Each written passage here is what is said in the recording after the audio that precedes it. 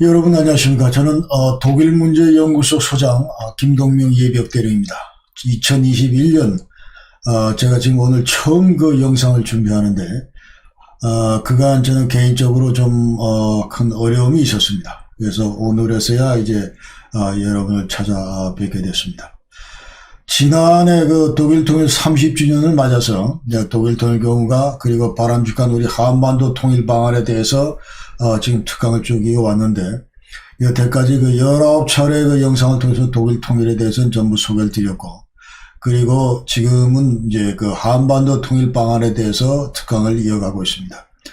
여태까지 그 냉전구조 해체하고 평화체제 구축하는 문제, 그 다음에 그 군사합의나 종전선언 하는 문제, 이런 것들을 전부 짚었고, 그 다음에 지금은 이제 북한 핵 문제 관련해서 특강을 이어오고 있습니다. 아무래도 이 북한 핵 문제가 이제 글로벌 성격을 띠기 때문에 지난 시간에는 그 NPT 체제 그리고 핵실험이란 주제로 이제 글로벌 차원에서 북한 핵 문제를 짚었고, 오늘은 국제 무대에 어떻게 북한 핵 문제가 처음으로 폭로되고 대두되고 앞으로 어떤 그 액터들이 이 문제에 인발버되면서 지금까지 끌어왔는지, 여기에 대해서 여러분에게 말씀을 드리겠습니다. 자, 북한 핵 문제 그 배경 관련해서 이제 말씀을 드리겠습니다.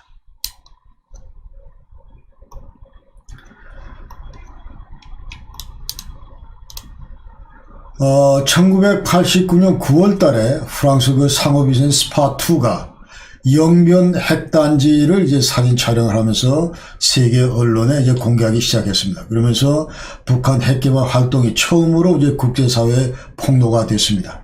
이 스파2라고 하는 건 이제 프랑스가 주도하고 그리고 스웨덴, 벨기에가 협력하는 그 상업용 인공위성입니다. 당시에 찍혔던 이제 북한 핵시설은 우선 영변에 있는 5메가와트 흑연 감성로고, 자, 이 5메가와트 그 리서치 리액터는 1980년도에 건설을 해서 86년부터 이제 운행되기 시작했습니다. 그리고 연간 한 7kg의 플루토늄을 추출할 수 있는 그런 그 리액터라고 이제 평가되고 있고, 그 다음에 1990년도, 89년, 90년도 이때 이제 그 운행을 하는데 로우 레벨, 그러니까 완전히 그 속도도 줄이고 이런 식으로 그 가동을 했는데, 이것이 바로 이제 사용 핵연료 스펜 퓨얼을 인출하기 위한 그런 의도다 하고 국제사회가 의심하기 시작했습니다. 그 외에도 자, 영변 그 뉴클리어 컴플렉스에서 좀 떨어진데 5메가와트 그 원자로하고 좀 떨어져 있는데 거기에 이제 50메가와트의 그 원자로를 건설하고 있었고, 그 다음에 평안북도 저쪽 영변에서 북쪽으로 훨씬 더 가서 태천이라는 곳에 이제 200메가와트의 그 원자로를 건설하고 있었습니다. 그 외에도 영변 뉴클리어 컴플렉스 이 속에 이제 방사화학 실험실, 이른바 핵 재처리 시설을 이제 건설 중인 것을 이제 폭로를 했습니다. 그래서 이에 관련해서 이제 북한 핵시설을 간략히 먼저 소개를 좀 드리면, 자, 좌측에 있는 것이 지금 현재 여기 올더 5 메가와트 리액터, 이것이 바로 이제 영변단지에 있는 5메가와트 흑연 감성로고, 그 다음에 그 바로 위에 있는 것이 이제 200메가와트 건설 중이라고 하는 이 태천에 있는 것이고, 그 다음에 오른쪽 동해바다 쪽으로 가서 지금 현재 이 표시되어 있는 이 부분은 자, unfinished light water reactor 해서, 자, 우리가 94년도 제네바 어코드 미국 핵합의에 따라서 자, 이 2기의 그 경수로를, 2대의 그 2기의 경수로를 북한에 지어주기로 했는데, 이게 바로 심포입니다. 여기 지금 현재 미완성으로 짓다 말았고, 그 다음에 그 위에 무수단이 미술 테스트 사이트가 있고, 그 다음에 그 바로 위에가 이제 여태까지 지하 핵실험하는 그 풍계리 이쪽 지역입니다. 그래서 요 영변 지역을 다시 한번 크게 클로즈업 하면은 이런 식으로 되어 있습니다. 그러니까 자, 5메가와트 원자로가 여기 있고, 그 다음에 자, 옆에 이제 강이 흐르고 있는데 이것이 이제 구룡강입니다. 그러니까 청천강 그 이제 지류입니다. 청천강 지류고, 이 영변이란 영변이란 마을은 이제 청천강 그 위쪽에 있는 마을이죠. 그 다음에, 자, 50메가, 강 건너서 이쪽에 50메가와트 원자로 짓다 말은 거죠. 건설 중이었다가 이제 중단된, 데가 바로 여기고.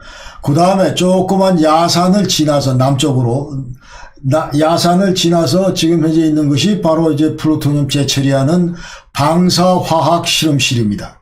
방사화학 실험실이고, 그 바로 밑에 수직으로 남쪽으로 이제 연료 가공 공장, 그래서 fuel fabrication plant 해서 핵 연료를 그 가공하는 공장이 여기에 있다. 그렇게 이제 우리가 아시면 되겠고. 자, 그 다음에 이건 다시 한번 또 크게 해서 지금 이런 식으로 되어 있는데, 이 5메가와트 그 원자로 있는 거를 다시 클로즈업한 부분이 이렇게 돼 있어. 이런 모습입니다. 이런 모습을 띈 것이 이제 5메가와트 그 원자로 지역이고, 그 다음에 그 밑에는 이제 방사화학 실험실. 방사화학 실험실은 지금 이제 크게 클로즈업하면 이런 모습을 띄고 있다 하는 것이죠. 이거 전부 이제 구글에서 캐치한 겁니다. 그 외에도 이제 우리가 알아야 근본적으로 이제 오늘 그 오늘 이 영상을 이해하는 데 편리하기 위해서 자, 먼저 간략히 핵 연료 주기에 대해서 여러분 설명을 드리겠습니다.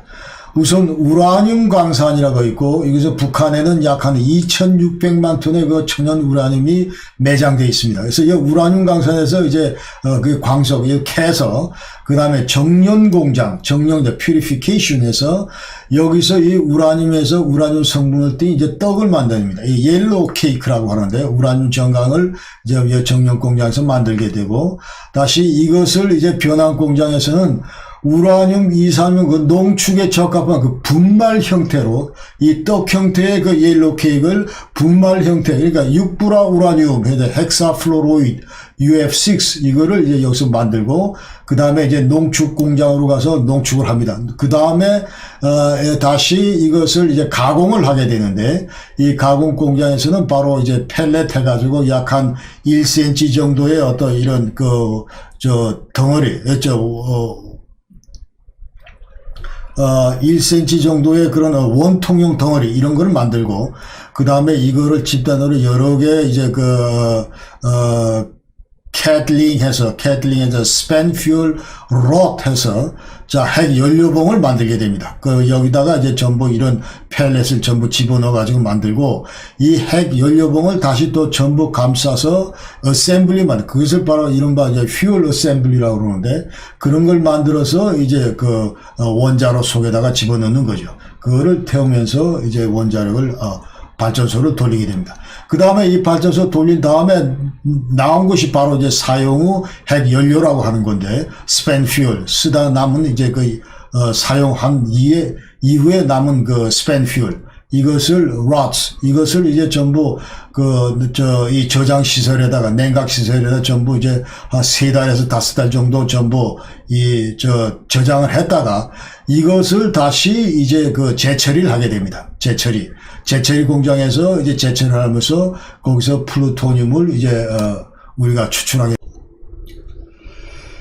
자, 이 도표에서 보시다시피 지금 이제 사용 후 핵연료를 자, 여기에서 전부 지금 현재 여기다 물속에다가 저장을 하고, 그 다음에 이 스펜 퓨얼 사용 후 핵연료만을 끄집어내서 여기서 디솔빙을 합니다. 디솔빙을 하면서 전부 잘게 부수고, 그러다 나서 여기에 질산염을 넣어서 화학적인 이제 처리를 하게 되는데, 이때 나오는 것이 바로 이제 fission products, high level radioactive waste 해가지고 이제 고준위 방사선 폐기물들은 걸러내서 여기서 이제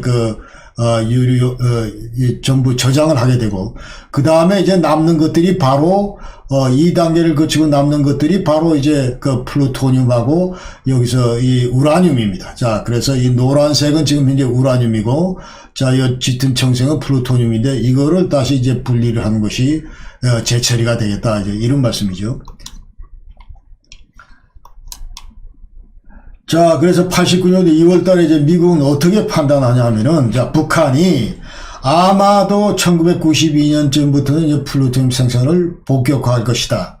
그리고 아까 50메가와트, 200메가와트 이 두 개 원자료가 이제 추가로 그 완공이 될 경우에 북한은 매년 플루토늄 추출량이 한 150kg 정도 될 것이다. 이것은 핵무기를 한 30개 정도 만들 수 있는 그런 양에 해당한다. 이런 그 얘기를 했어요. 그리고 이런 사실들을 이제 소련과 중국, 한국, 일본에다 전부 통보를 했습니다. 이러면서 이제 북한 핵 문제가 드디어 국제 문제로 대두되기 시작합니다.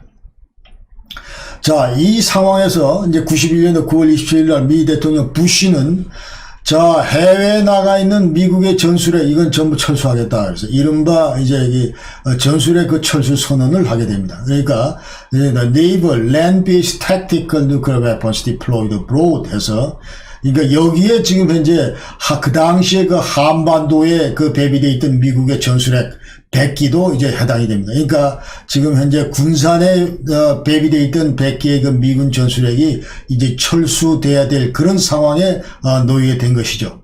그리고 이제 그 일주일 뒤에 이제 고르바초프도 여기에서 화답을 하고 우리 소련도 이제 모든 그 land, sea-based short-range nuclear weapons 이거를 eliminate 전부 폐기하든지 아니면 좀 철수하겠다 이런 이제 얘기를 하게 되면서 그럼 그 당시에 또 고르바초프는 자 미국과 소련 간에 이제 대규모 군축 협상도 하자 또 이런 제의를 했습니다.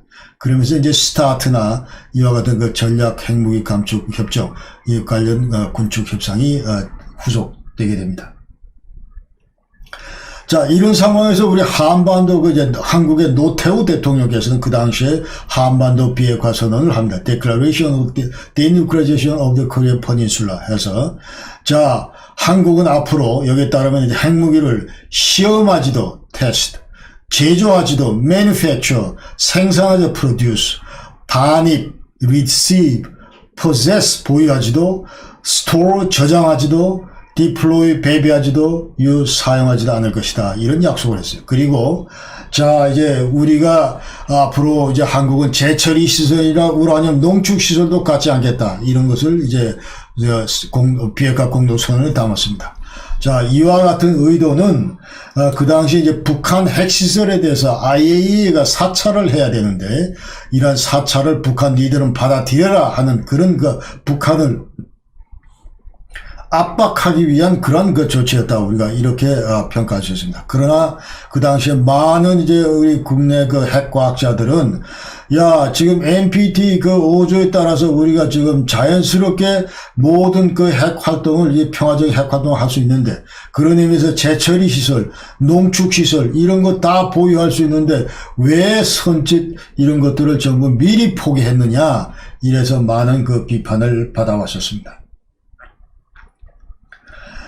자, 이제 1차 북한 핵위기가 이제 90년대 초에, 일어나기 시작합니다. 그러니까, 북한은 이제 85년도 12월 달에 우선 NPT, 지난번에 말씀드린 Nuclear Non-Proliferation Treaty, 여기에 가입을 했고, 또 여기 따르면 6개월 내에 지금 IAEA하고 안전협정 조치 그 협정, Comprehensive Safeguards Agreement, 이걸 체결해야 되는데, 그러나, 그 당시까지 이제 90년 초까지 아직도 이 Safeguards Agreement를 체결하지 않았다. 그런 얘기죠. 그러나 92년 1월 달에 북한은 드디어 이제 IAEA하고 안전조치협정을 체결하고 그다음에 그해 비준을 했습니다. 그리고 여기에 따라서 자, 우리는 이와 같은 핵물질, 이와 같은 핵시설을 갖고 있다 하는 것을 이제 신고를 해야 되고 그 신고에 따라서 이제 IAEA는 거기에 대한 이제 임시사찰을 하게 됩니다. 그래서 일단 5월 달에 그 핵물질 신고서를 제출을 했습니다. Nuclear Material Declaration에서 제출을 했고, 거기에 따르면 16개 우리가 핵시설을 갖추고 있고, 북한에.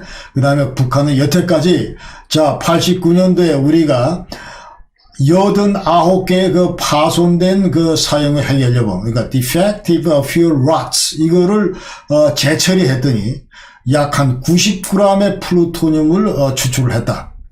그와 같은 그 보고를 했어요. 그러니까 여기에 따르면은 90g인데, 자, 북한이 이제 90g이라는 얘기를 했는데, 그래서 이제 IAEA는 과연 그런가 하고 2092년 5월 달부터 이제 에락 인스펙션 임시 사찰을 6차례에 걸쳐서 했습니다.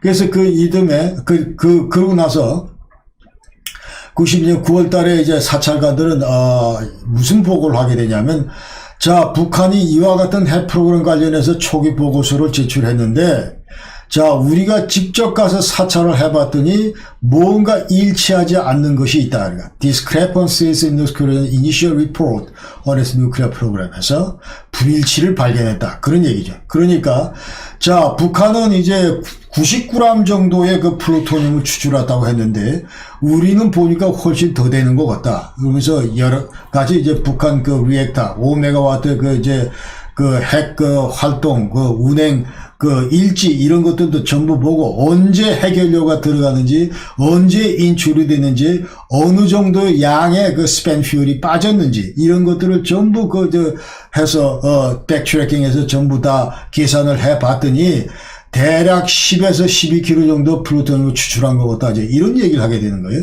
그러면서 IAEA는 자, 지금 현재 우리가 여러 가지 그 국제사회가 제공하는 새틀라이트 이런 걸 볼 때 지금 두 개의 그 핵 폐기물 저장 시설 여기에 아마도 너희들이 지금 계속 핵물질을 감춰놓고 있는 것 같은데 여기에 대한 특별 사찰, 스페셜 인스펙션 좀 해야 되겠다. 이런 요구를 하는데 북한은 거부를 합니다. 이거는 자, 이 핵시설이 아니고 이거는 군사기지다. 이런 식으로 이제 거부를 하면서 드디어 이제 갈등을 빚기 시작하는 것이죠. 그러면서 이제 북한은 자, 그 이듬해 3월 달에 우리 NPT 탈퇴하겠다. 그리고 자, 국제사회가 자꾸 우리 안보를 그 위협하는 그런 그 조치를 취하는데 자, 준전시 상태다 선언하면서 서울 불바다 이런 얘기를 하면서 이제 협박하기 시작합니다. 그래서 이제 93년도 4월 달에 IAEA는 북한이 Safeguards Agreement 안전조치 협정을 이게 준수하지 않고 있다는 것을 보고를 했고, 그러면서 자, 이런 와중에 이제 그 미국이 드디어 협상에 나서게 됩니다. 그래서 93년도 6월 달에 이제 미국 협상이 시작되는데 북한은 자, 그러면 NPT 탈 때 우리 유보하고 그 다음에 IAEA 사찰 수용 이거를 약속하겠다. 대신에 미국은 북한 내정 간섭을 하지 않고 그리고 핵무기 위협 사용 이런 것들을 안 한다. 이제 그런 얘기를 했죠. 그 다음에 93년 7월 달에 북한은 이제 IAEA가 사찰을 다시 재협상하게 되면서 미국과도 이제 원자로 건설 관련해서 협상을 시작합니다. 그래서 지금 현재 5메가와트와 같은 그런 흑연 감속로가 아니고 앞으로 미국이 북한한테 이제 제공할 그런 그 원자로는 경수로다, 라이트 워터 리액터다, 이제 그런 얘기를 하게 되는 것이죠. 그러면서 자, 이 리액터가 이렇게 있고, 그 다음에 이제 감속재, 냉각재 이런 것들이 있는데, 감속재라고 하는 건 이제 핵 분열할 때 중성자들이 거기서 이제 활동을 하는데, 이 중성자를 좀 느리게 모더레이팅 하는 것이 바로 이제 감속재고, 그 다음에 냉각재라고 하는 건 노심이 이제 계속 뜨겁기 때문에 이것을 차게 식히기 위해서 물도 집어넣고, 그 다음에 그때 생성된 열을 이제 터빈으로 돌리고, 뭐 이런 역할을 하는 것이 이제 냉각재인데, 그래서 이 중수로라는 게 있고 경수로라는 게 있는데, 중수로는 이 감속재하고 냉각재를 이제 중수를 사용합니다. 그러니까 물보다 더 무거운 D2O, 디오트리움 옥사이드 이거를 사용을 하고, 근데 이거를 할 경우에는 이제 플루토늄 추출이 용이하다. 그만큼 핵 활동이 원활하기 때문에, 왜냐하면 이 중수가 이 중성자의 그 흐름을 속도를 늦추는 그런 역할을 물보다 무겁기 때문에. 그러나 경수로는 이제 냉각재나 감속재를 보통 일반 증류수로 사용을 합니다. 그리고 2 내지 3%의 농축 우라늄을 사용하기 때문에 플루토늄 추출이 이제 부적합하다. 그래서 국제사회는 미국은 북한에 대해서 이제 만약 경수로를 제공할 경우에 이제 원자로를 제공할 경우에 이제 경수로를 제공한다. 그런 얘기죠. 자, 그래서 94년 2월 달에 북한은 이제 여기에 따라서 IAEA하고 협정을 다시 체결하고 이제 7개의 그 핵기지에 대해서 사찰을 허용하게 됩니다. 그러면서 이제 IAEA 인스펙터들이 94년 초에 들어갔다가, 그리고 이제, 가장 센시티브한 그 플루토늄 추출하는 방사화학 실험실, 아까 리액터 그 밑에 있는 5메가와트 그 밑에 있는 강 건너 밑에 있는 그 방사화학 실험실을 이제 사찰해야 되겠다 하니까 이거는 절대로 못 보여준다. 북한이 다시 거부를 하게 됩니다. 그러면서 IAEA는 뭐라고 그러냐면 5월 달에 북한은 이미 5메가와트 안에 있던 그 스펜 퓨얼 사용 해결료를 전부 다 다른 곳으로 이동을 시켰고, 그래서 미국과 IAEA는 니들 이런 거 이동시킬 때 사찰단이나 감시단 그 입회하에 반드시 해야 된다, 이제 이런 얘기를 하는 것이죠. 그러니까 이제 북한은 그건 못하겠다 하면서 IAEA 협정은 이제 탈퇴라고 NPT 탈퇴를 선언합니다. 그러면서 유엔으로부터의 제재, 이거는 우리에 대한 전쟁 선포다, 이런 식으로 이제 북한이 나가는 거죠. 그래서 이제 완전히 극으로 치닫고 있는 이런 상황에서 이 상황을 다시 되돌리기 위해서 94년 6월 15일 날 지미 카터가 북한을 방문해서 이제 그 협상자로 나서게 됩니다. 그러면서 협상 결과 미국은 앞으로 경수로 제공한다. 그 다음에 절대로 핵 선제 사용 이런 걸 안 한다. 불사용을 보장한다. 그리고 미국 그 회담을 하자. 이런 거 얘기를 했고, 북한은 그렇다면은 우리가 핵 동결하겠다. 핵 개발 동결하겠다 약속을 했고, 그 다음에 NPT 탈퇴하겠다고 했는데, 그 보류, 그 다음에 IAEA safeguards, agreement, 이거 유지하겠다. 그리고 5메가와트의 그 연료로 투입하는 거 이거 중지하고, 그 다음에 절대로 재처리하지 않겠다. 이런 약속을 하게 됩니다. 그러나, 94년도 7월 8일 날 김일성이가 죽음으로 해서 이와 같은 약속은 이제 전혀 이행되지 않게 됩니다.